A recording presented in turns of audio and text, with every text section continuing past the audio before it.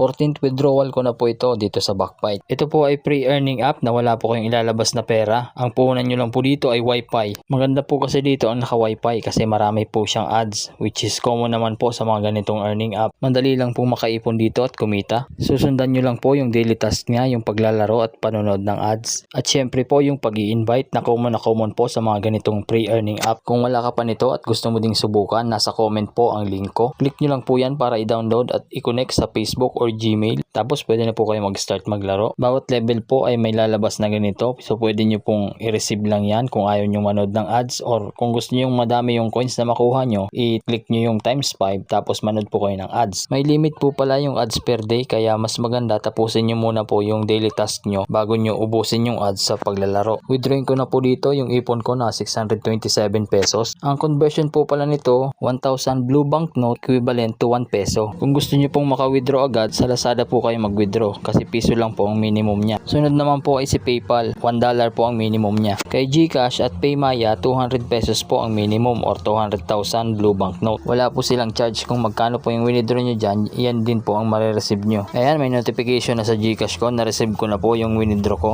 3 to 4 hours po bago siya pumasok. Nakadepende pa rin po ito sa sipag nyo. Mas maraming invites, mas malaking kita. Yun lang, follow and share.